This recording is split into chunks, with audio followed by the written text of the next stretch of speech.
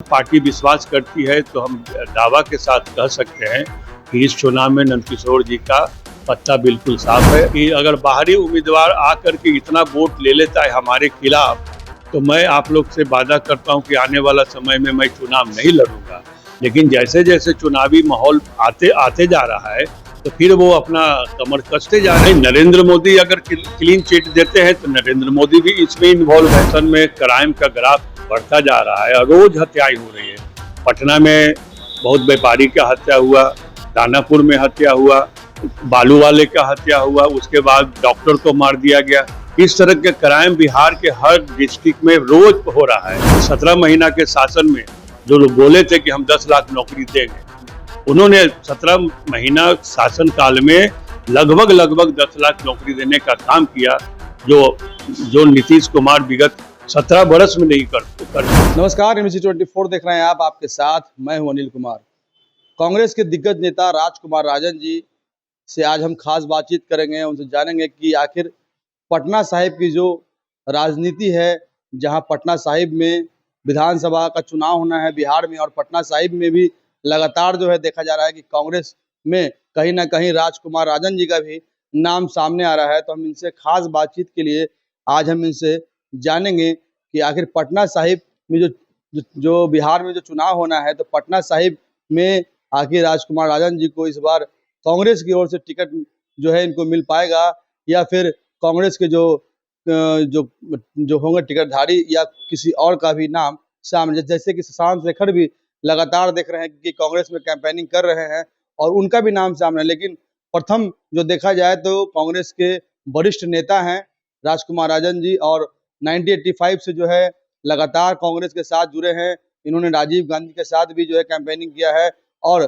कई बिहार के क्षेत्रों में जो है घूमे हैं उनके साथ, और जो है राहुल गांधी से भी लगातार संपर्क में है। और ऐसे में पटना साहिब में जो टिकट की जो बात सामने आ रही है राजकुमार राजन जी, हम उनसे जानेंगे कि आखिर पटना साहिब में जो है टिकट को लेकर आपकी इस बात सामने आ रही है।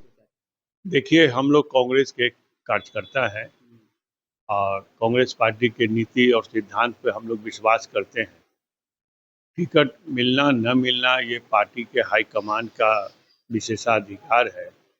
हम लोग हमेशा कोशिश प्रयास करते हैं कि पार्टी उचित निर्णय ले और उचित कार्यकर्ता को, नेता को टिकट देने का काम करे, जिसका संगठन पे पकड़ हो और क्षेत्र में जनता का विश्वास भी उसके प्रति बना रहे। मेरा कोई राजनीतिक 2 साल 4 साल का नहीं है। मैं 85 से कांग्रेस पार्टी में सक्रिय हूँ और उस समय मैं यूथ कांग्रेस के जनरल सेक्रेटरी रहा। जनरल सेक्रेटरी रहते हुए मैंने 95 में कांग्रेस के उम्मीदवार से पटना पूर्वी से चुनाव हम लड़े हैं और उसके बाद हम प्रदेश यूथ कांग्रेस के अध्यक्ष बने। विभिन्न संगठनों में अच्छे पद पे रहे, प्रदेश के उपाध्यक्ष भी रहे, पटना महानगर के अध्यक्ष भी रहे। लेकिन हम कांग्रेस को कभी अलग नहीं हुए, कांग्रेस में रहे, चाहे जिस रूप में रहे। कांग्रेस की नीति पे विश्वास करते रहे, कांग्रेस में साथ हमेशा रहे और हम अभी सशक्त उम्मीदवार अपने आप को समझते हैं। पार्टी पर इस बार हमको लगता है कि हमारे प्रति एक अच्छा दृष्टिकोण रहेगा। तो देखिए, कहीं ना कहीं देखा जाए तो पटना साहिब का जो चुनाव होता है, तो ऐसे में कहीं ना कहीं एक दिलचस्पी होता है। बिहार का चुनाव तो कहीं ना कहीं दिलचस्पी तो है ही, लेकिन पटना साहिब में भी दिलचस्पी होता है, क्योंकि पिछले बार जो विधानसभा चुनाव हुआ था तो संतोष मेहता भी खड़े हुए थे, उसके बाद फिर प्रवीण कुशवाहा जी भी आए थे सामने। तो अब जो है ऐसे में पटना साहिब में फिर तो भाजपा की सीट जो है कहीं ना कहीं ये बरकरार है, और लगातार भाजपा इस पर जो है 35 सालों से बिहार विधानसभा सीट पर जो है मतलब 60 टर्मों से जीत हासिल करते चले आ रही है। क्योंकि इससे पहले जो जो थे शायद कांग्रेस के ही उम्मीदवार जो थे तो उनकी जीत हुई थी, लेकिन लगातार 35 साल से जो है नजर आ रहे हैं भाजपा के। लेकिन नहीं, 85 में यहाँ से शरद जैन जीते थे कांग्रेस पार्टी से। 90 में आरजेडी के उम्मीदवार थे महताब बाबू, वो चुनाव जीते थे और 95 से नंदकिशोर जी चुनाव जीत रहे हैं। अब कांग्रेस पार्टी से कहीं ना कहीं गलतियां हुई है। पिछले बार बाहरी उम्मीदवार के चुनाव में टिकट मिलने से यहाँ के कार्यकर्ताओं में काफ़ी आक्रोश था और जनता भी उस पर कोई विश्वास और ट्रस्ट नहीं कर पाया। इसके वजह से वो भारी मतों से चुनाव हार गए। लेकिन उससे पहले अगर संतोष मेहता लड़े थे, महागठबंधन था, उसमें नीतीश बाबू और आरजेडी कांग्रेस सब साथ था, तो बहुत क्लोज फाइट हुआ था। हम लोग ने भी तन मन धन के साथ संतोष मेहता को मदद किए थे हर चुनाव लड़ाने में। तो ऐसे परिस्थिति में बहुत क्लोज फाइट हुआ था। लेकिन जब जब बाहरी उम्मीदवार आता है, चाहे लोकसभा में हो या विधानसभा में हो, तो वर्करों में, पार्टी के लोगों में एक उत्साह नहीं बन पाता है, जिसका फायदा भाजपा के लोग उठा लेते हैं। ऐसे परिस्थिति में नंदकिशोर जी को इस तरह से बाखबर एक तरह से मिलता रहा है।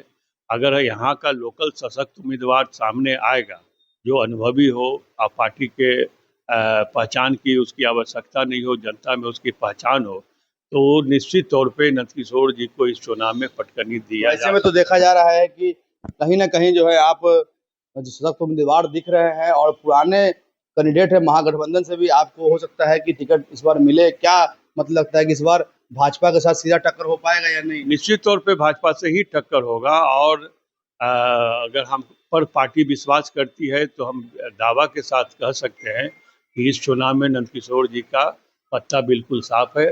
जनता भी मूड बना लिया है और हम लोग भी चाहते हैं कि इस बार नंदकिशोर जी को पटकनी दिया जाए। जनता तो काफी विरोध भी देखा जा रहा है। जनता में भी विरोध है, हर कास्ट, हर कम्युनिटी में, हर वर्ग के लोगों में उनके प्रति एक नफरत के वातावरण बनता जा रहा है। अरविंद कुशवाहा तो बाहर से आए थे, उनको तो कोई जानता था, फिर भी वो 80,000 वोट लाए थे।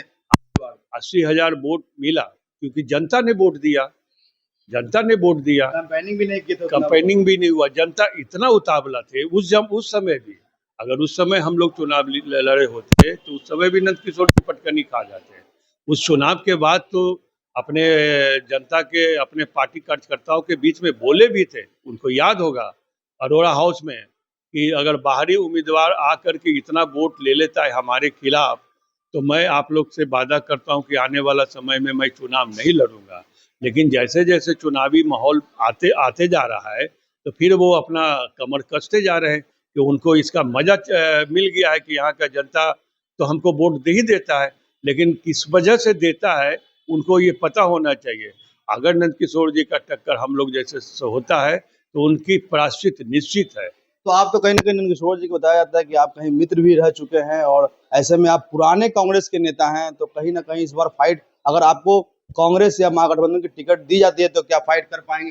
ये एक बात हम कहते हैं कि बहुत लोग ये कहते हैं कि हम तो कभी उनके साथ क्लास में नहीं पढ़े, हमसे बहुत सीनियर है। कहावत है ना कि तुम्ही ने दर्द दिया तू ही दवा देना।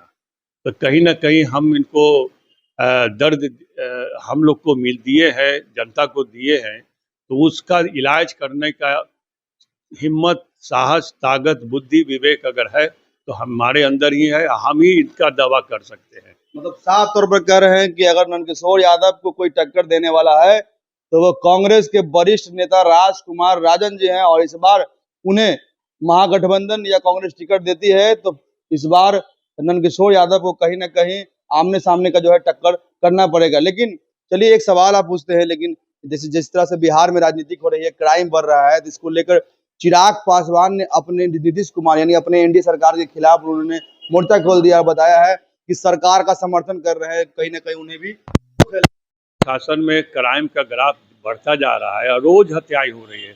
पटना में बहुत व्यापारी का हत्या हुआ, दानापुर में हत्या हुआ, बालू वाले का हत्या हुआ, उसके बाद डॉक्टर को मार दिया गया। इस तरह के क्राइम बिहार के हर डिस्ट्रिक्ट में रोज हो रहा है। नीतीश बाबू से अभी कंट्रोल शासन प्रशासन पे अब नहीं रहा। इस आधार पर अगर चिराग पासवान जी बोल रहे हैं, इसमें राजनीतिक दृष्टिकोण से भी सोचिएगा तो ये बहुत दूर का जुमला है और निश्चित तौर पे एनडीए गठबंधन में कहीं ना कहीं फूट का एक कारण बनते जा रहा है ये क्राइम। तो चिराग पासवान का आरोप बिल्कुल सही है कि हम लोग जिस पार्टी में समर्थन दे रहे हैं और उस पार्टी का सरकार में क्राइम नहीं रुक रहा है, तो ये चिराग पासवान के दावा में बिल्कुल सही है। आने वाले समय में हो सकता है इसका कोई राजनीतिक खामियाजा भुगतना पड़ेगा और राजनीतिक एक नया शुरुआत होने की संभावना है। चलिए एक सवाल और है कि एक पोस्टर बार हुआ है राजद की ओर से कि क्लीन चिट को लेकर कि जहां नरेंद्र मोदी को पेन और कॉपी लेकर नीतीश कुमार देखे जा रहे हैं, और क्लीन चिट जो है कहीं ना 70,000 करोड़ घोटाले की बात सामने आ रही है एनडीए में। ऐसे में क्या कहेंगे? ये तो स्पष्ट है कि सीआईडी ने जो रिपोर्ट दिया है 70,000 करोड़ का घोटाले का, तो इसमें बिहार सरकार के विभिन्न मंत्रालय के लोगों में मिल बांट करके खाने का काम किया है। और वो रिपोर्ट का आधार ये होता है कि आप पैसा दिए तो 18 महीना के अंतर्गत आपको ये दिखाना होगा कि उस पैसा को कहाँ हम खंड की इस्तेमाल किए और उसको कहाँ वितरण किए। लेकिन 3-4 वर्षों से उस चीज़ को भारत सरकार को नहीं दिखाया गया और विभागीय मंत्रालय में नहीं दिखाया गया। तो ये निश्चित तौर पे हम लोग जो सीआईडी का रिपोर्ट है उसके आधार पर कह सकते हैं कि बिहार में इससे बड़ा घोटाला आज तक नहीं देखने को मिला है, जो नीतीश बाबू को जाते जाते समय में मिला है। इनके ऊपर एक कलंक लगा है, जो एक बहुत ही शर्मिंदा बात है कि बिहार आज फिर से कलंकित हुआ है। क्लीन चिट तो नरेंद्र मोदी को देंगे? नहीं, नरेंद्र मोदी अगर क्लीन चिट देते हैं तो नरेंद्र मोदी भी इसमें इन्वॉल्व है। एक तो भारत सरकार का मंत्रालय भी इस बात पे बहुत ज़्यादा दुखी और नाराज है, और नरेंद्र मोदी अगर इस पर कुछ बोलने को अभी उनका मुंह भी नहीं खोला है, उनके लोगों का भी मुंह नहीं खोला है। हम लोग इंतजार कर रहे हैं कि भाजपा का क्या एक्शन रिएक्शन इस पर आता है। लेकिन जदयू के भी बहुत सारे, जैसे अभी SIR का जो रिपोर्ट आ रहा है उसमें मतगणना का पुनर्निरीक्षण के नाम पर वोट चोरी करने का जो आरोप लग रहा है। पहले तो उन्होंने नोटबंदी किया, वोटबंदी करने का कोशिश कर रहे हैं। तो उसमें भी हम लोग देख रहे हैं कि जदयू के एक सम्मानित लोकसभा के मेंबर हैं, उन्होंने भी आरोप लगाया है कि ये क्या कौन सा मुद्दा है, हमको समझ में नहीं आ रहा है। मेरा बेटा तो अमेरिका में पढ़ रहा है या अमेरिका में रहता है, और वहाँ उसका वोटर लिस्ट में नाम कैसे किया जाएगा, वो सिग्नेचर तो अभी नहीं कर पाएगा। तो ये कहीं ना कहीं वोटबंदी का कर करके जनता को मुख्य धारा से विमुक्त करने का एक साजिश है। ये आरएसएस और बीजेपी का गहरी साजिश है। जिस तरह से इन्होंने हरियाणा में 35 लाख वोट बढ़ा करके और 1 महीना 2 महीना के बाद फिर चुनाव करा के महाराष्ट्र में वहाँ भी 35 लाख वोट बढ़ाने का काम किया, और यहाँ 70 लाख वोट काटने का काम कर रहे हैं ताकि हम चुनाव इजी गोइंग जीत सके। फिर उसके बावजूद भी जिन जनता इतना आक्रोशित है और कि इनको इस बार जनता धूल चटाने का काम करेगा। अभी माहौल तेजस्वी यादव के पक्ष में, एक नौजवान लड़का है और हिम्मत है, हौसला है। लोग विधानसभा में जिस तरह से उन पर विपक्ष के नेताओं ने अटैक किया और उसका कितना खामोशी से कितना अच्छा जवाब तेजस्वी ने दिया है, उसको कितनों भी तारीफ की जाए वो कम है। तेजस्वी यादव में एक अच्छे पॉलिटिशियन का सारे गुण है। फेल तो कहते हैं, तो सबकी नौवीं फेल है। देखिए, राजनीति में नौवीं फेल, नरेंद्र मोदी तो चौथी फेल है, बने प्रधानमंत्री है कि नहीं। राजनीति में पढ़ाई का कोई माने नहीं रहता है।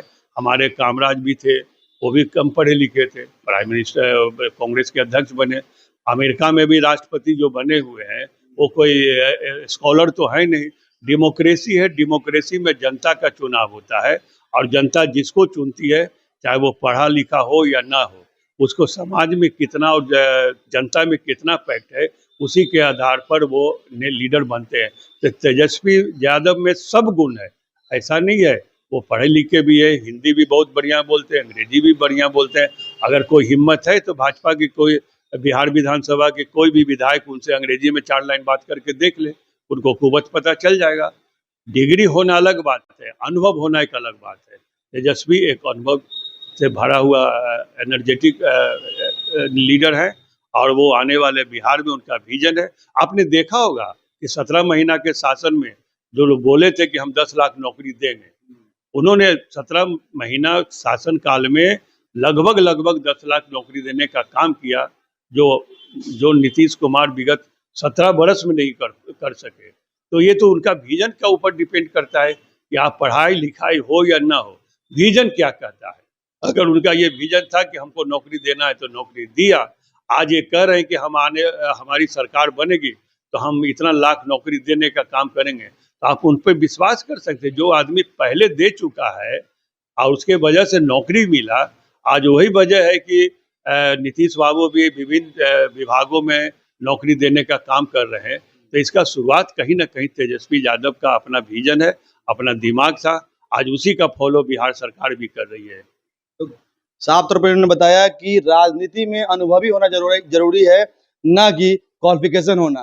तो इन्होंने तमाम मुद्दों पर जो भी बातें थी वो सब की बातों को उन्होंने रखा, और जिस तरह से जो है पटना साहिब की बात सामने आई कि इन्हें अगर कांग्रेस की ओर से या महागठबंधन की ओर से इन्हें अगर टिकट दिया जाता है तो इस बार नंदकिशोर यादव जी से सीधा फाइट कर सकते हैं।